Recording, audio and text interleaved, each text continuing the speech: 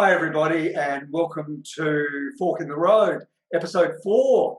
We're up to, and we've got a great show for you today. I'll be talking to my good friend, fellow architect, second generation expat, and a man who's carved out a career in Indonesia and Vietnam, amongst other places. Andrew Curry is going to be on the couch of truth, and in Go Away, we are looking at the joys and otherwise of long distance train travel. So sit back, relax, and join me for episode 4 of Fork in the Road. Hello there, Guy. It's Andrew Curry coming to you from Ho Chi Minh City in Vietnam on the couch and talking about travel, living in different places, and what it means to me. So traveling and living in different places pretty much been my lifestyle since a young age. When I was 3 years old, my family moved from Brisbane down to Sydney, not such a big deal, but within a few years, my dad came home one night and announced to the family that we were leaving Australia and moving to a place called Singapore, which I'd never heard of before. So we all gathered around an old copy, or not so old then, but a copy of the National Geographic World Atlas, opened it up and had a look for Singapore, found this sort of pinhead-sized country called Singapore, and from that point forward, the adventure ensued, and it really hasn't stopped for most of my life. I ended up spending 10 years in Singapore, all of my sort of childhood and schooling, before returning to Australia, finishing university, and then moving to Indonesia, where we met in the 90s, before then moving back to Australia for a while, then to Hong Kong, various countries around Asia for small or short stints, and then finally ending up in Vietnam now some 19 years ago. So in fact, Vietnam is the country that I've lived the longest for any one period in my life. Why that kind of lifestyle? Well, I think it probably started with my parents. My dad was in the Merchant Navy, so he spent much of his life traveling. He ended up in the UK. My mum moved to the UK where they were married. So travel has always been part of our life, both travel for as a means to an end and as an adventure. When we lived in Singapore, I was fortunate that they kind of made the decision that every second year we would come back to Australia for our sort of family holidays, and then every other year we'd go and discover somewhere new around Southeast Asia. And in those days, in the 70s, that was often an adventure. We traveled on cargo ships, we traveled by land, and my brothers, I'm the youngest of 3, so my brothers left Asia earlier than I did, so I stuck around longer and got to see all sorts of amazing places very early days before they became tourist resorts and tourist destinations. So it was always fun. But I think the main thing for me really is, travel is about appreciation, appreciation of different cultures, different environments, different people, opening your eyes, giving you a different worldview. But if I had to pick a story, I mean, one of the most memorable travel stories I have is, I guess, precedes me moving to Vietnam, when my then partner, now wife, she had already moved to Vietnam, and I was visiting, so we decided to take a trip up north to the kind of the region along the Chinese border. And we took a train, overnight train, to get to a hill town called Sapa, where we ended up spending about a week over Christmas. Not a lot to do, except sort of merge with the local culture and sort of go off on day trips here, there, and everywhere. But the big adventure was still to come. We had arranged for a guide and a motorcycle so that we could travel back to Hanoi along the Chinese border, a 4-day trip in regions we didn't know anything about. And anyway, the guide arrived, and instead of bringing two motorcycles, he brought 3 motorcycles. one for me, one for Kate, and one for himself, of course. And there ensued a problem. Kate had never ridden a motorbike before. This was a 4-day trip. It was an old Russian Minsk motorbike that we were all riding.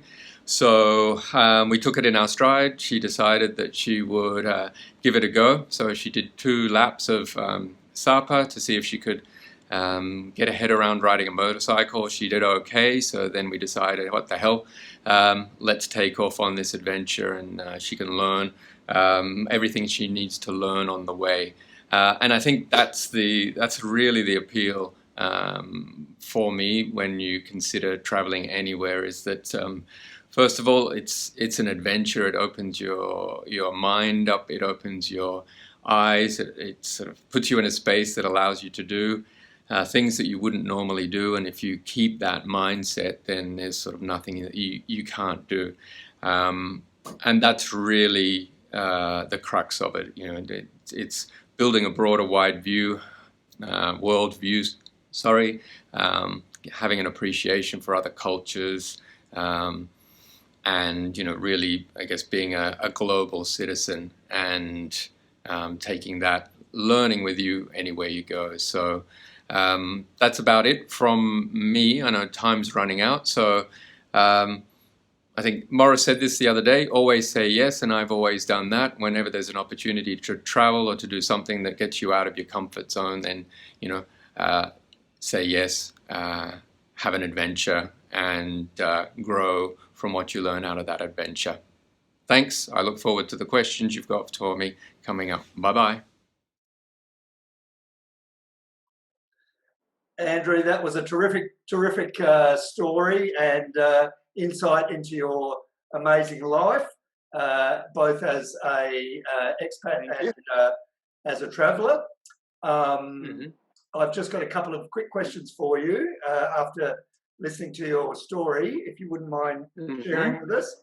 The first one is this: at any time during your travels or when you were a kid living in Singapore and other places, did you ever feel that you were in danger at any time? Is there any time that stands out for you that you felt you might have been in danger?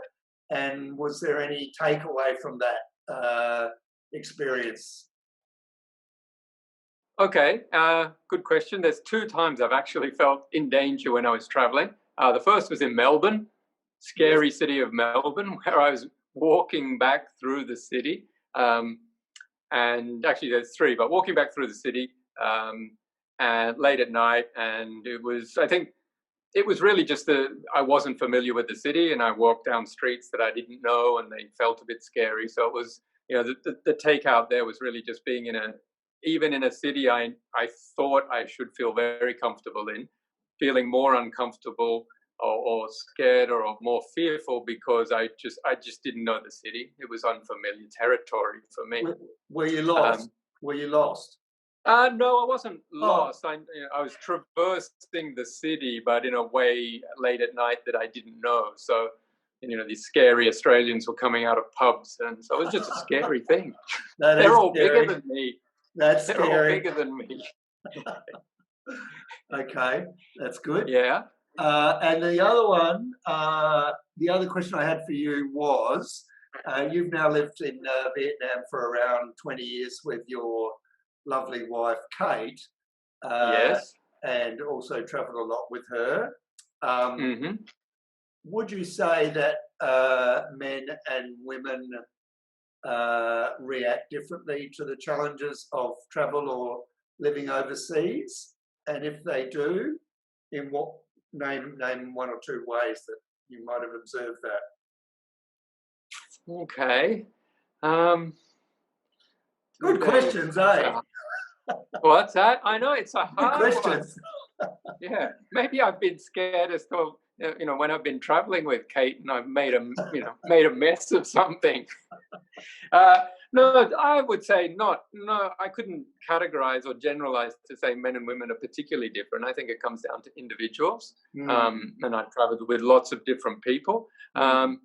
Although I would say, generally speaking, maybe the females that I've traveled with, and Kate included, are a bit more organized, like to have a bit more structure and know sort of where they're going and what's going to happen, despite the fact that that doesn't help us get to places on time and that, miss flights, as you well know. So I know nothing.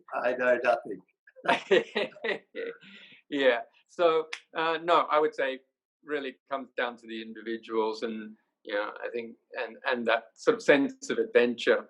Many of the females I know are as adventurous or more adventurous than the males I know, and vice versa. It's a real mixed bag. For sure. Terrific. Thanks, Andrew. Thanks very much for sharing this week. It was a wonderful episode we were able to create around you on the Couch of Truth. And see you next time. Okay, thank you. And maybe I'll get really adventurous one day and come to Adelaide. Oh, scary city it is. Oh, that's scary. That's scary. Thanks, Andrew. All right. Thanks. See you then. Hi, everybody. And it's time for Go Away, the segment where I talk about some places that I may have been or just good places to go at the moment. I've been thinking about different options with COVID travel and thinking about probably my favourite form of overland transport, which is train. I love catching trains, and I've done some wonderful trips on different trains over the years. A while ago, it occurred to me that one of the things that makes train travel so compelling is the fact that a train track doesn't alter the land through which it passes. So to expand on that a little bit, when you have a road, which is where most other forms of land transportation occur, things change around a road because a car or a truck or a bus can stop anywhere. So what often happens, especially in more crowded countries, is shops and houses and towns and trees and things happen along a road, get built along a road, to the point where what you're seeing as you pass along that road is not necessarily typical or indicative of the landscape or the culture or the views of the place that you're passing through or trying to see. With a train, you've got none of that. A train track is only altered around its stations, and everywhere else it's just slicing through a city or a countryside or a mountain alongside a lake. So nothing changes, around you when they build a train track. So you're seeing you're seeing much more an accurate cross section of a country's soul, if you like, is a word that occurred to me. And so you get a much more realistic idea of what that country is truly about, not just for people who are in vehicles, but for everybody. So you'll see the people, if it's a farming community, you see the people working the fields one way or another. If you're going through the edge of a city, you'll see the rich areas or the poor areas or whatever area that train track happens to pass through. And I just feel it's fascinating to watch. Plus, it's a lot less stress often than being in a vehicle, especially in developing countries where the traffic can be crazy. I know at the moment with COVID, international train travel might be a little bit far away, but certainly here in Australia, we have some wonderful long-distance train travel options. Probably a lot of them are not the cheapest in the world, but I believe at the moment they're doing some good deals on some of the more famous routes, especially if you book well ahead. So that would be my suggestion for Go Away this episode. Consider long-distance train travel. It's a lot of fun. I can thoroughly recommend it. Thanks, everybody, and we'll see you in 2 weeks' time. Bye.